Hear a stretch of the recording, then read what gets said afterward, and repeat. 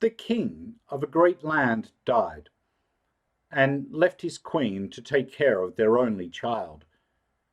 This child was a daughter who was very beautiful, and her mother loved her dearly and was very kind to her. And there was a good fairy, too, who was fond of the princess and helped her mother to watch her over. When she grew up, she was betrothed to a prince who lived a great way off, and as the time drew near for her to be married, she got ready to set off on her journey to his country. Then the queen, her mother, packed up a great many costly things, jewels and gold and silver, trinkets, fine dresses, and in short, everything that became a royal bride. And she gave her waiting maid to ride with her and give her into the bridegroom's hands, and each had a horse for the journey. Now, the princess's horse was the fairy's gift, and it was called Falada, and could speak.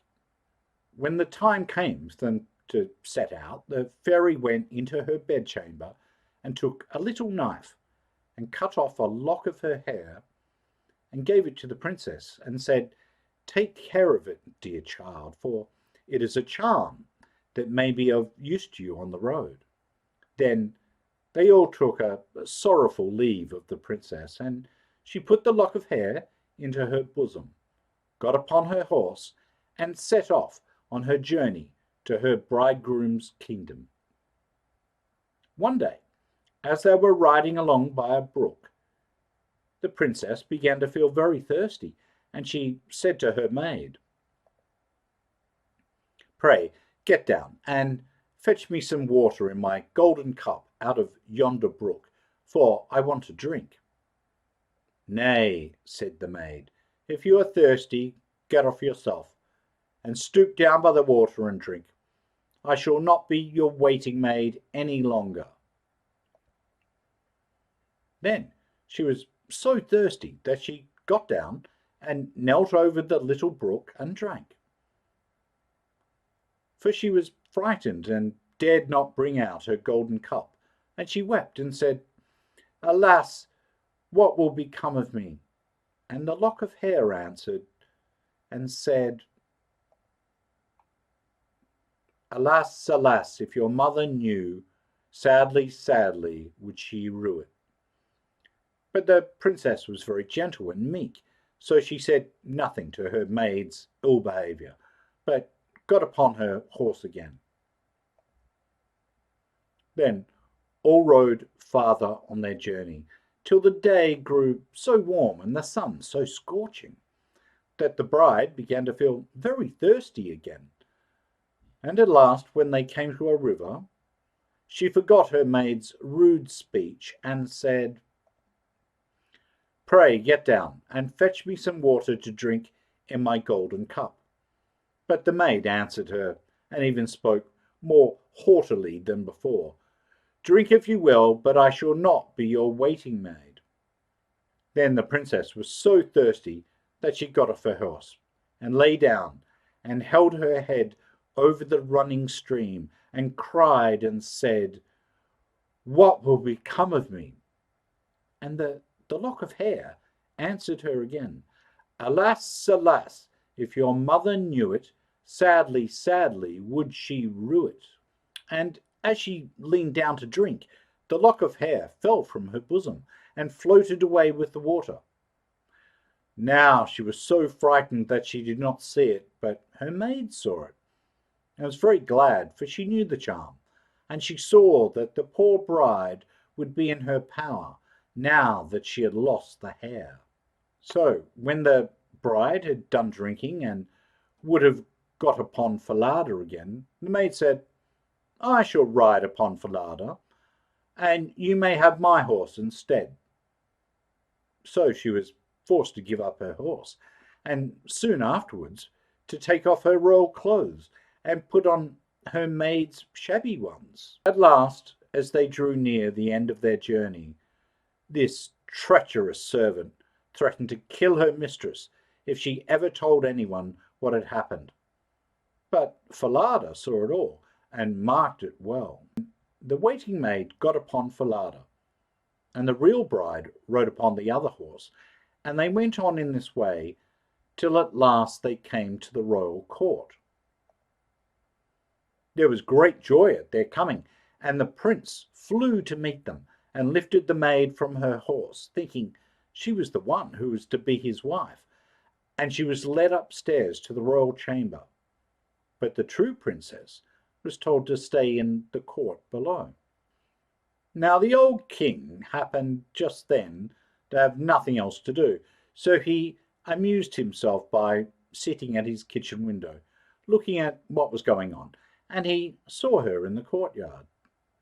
As she looked very pretty and too delicate for a waiting maid, he went up into the royal chamber to ask the bride who it was she had brought with her, that was thus left standing in the court below. I brought her with me for the sake of her company on the road, said she. Pray give the girl some work to do, but that she may not be idle. The old king could not for some time think of any work for her to do, but at last he said, I have a lad who takes care of my geese. She may go and help him. Now, the name of this lad that the real bride was to help in watching the king's geese was Curdken.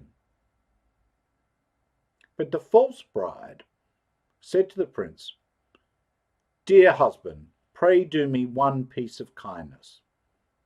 That I will, said the prince. Then tell one of your slaughterers to cut off the head of the horse I rode upon, for it was very unruly and plagued me sadly on the road.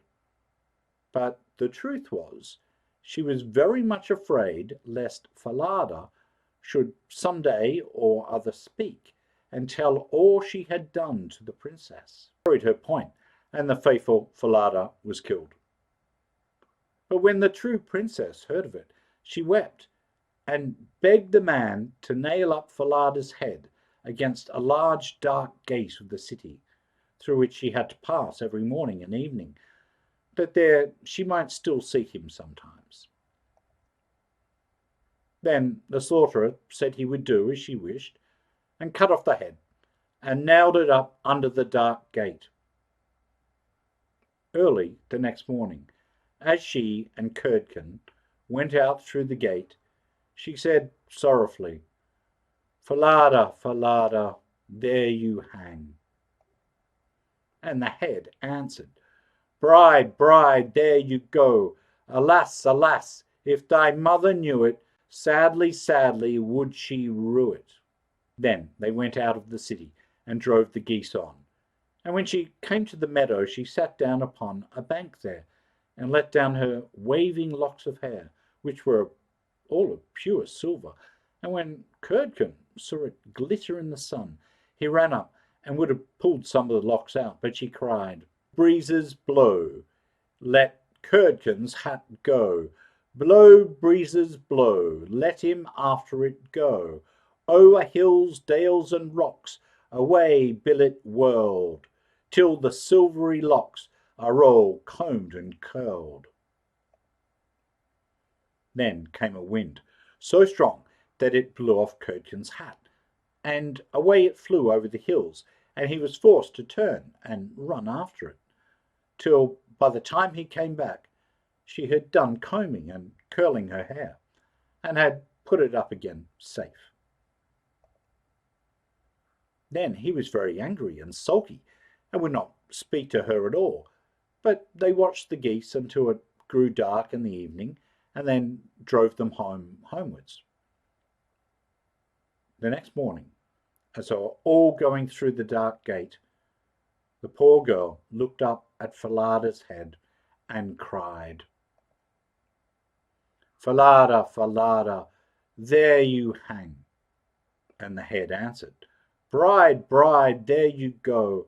Alas, alas, if thy mother knew it, sadly, sadly would she rue it.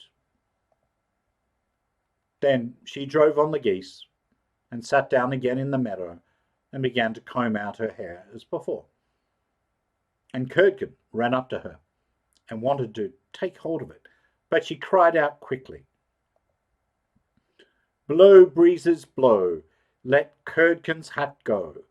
Blow, breezes, blow, let him after it go. Over hills, dales, and rocks, away be it whirled, till the silvery locks are all combed and curled."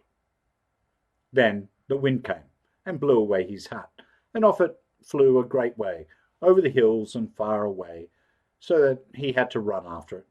And when he came back, she had bound up her hair again, and all was safe. So they watched the geese till it grew dark. In the evening, after they came home, Curdken went to the old king and said, "I cannot have that strange girl to help me to keep the geese any longer." "Why?" said the king. "Because instead of doing any good, she does nothing but tease me all day long." Then the king made him tell him what had happened, and Curdken said, "When we go in the morning through the dark gate with our flock of geese, she cries and talks with the head of a horse that hangs upon the wall, and says, 'Falada, Falada, there you hang.'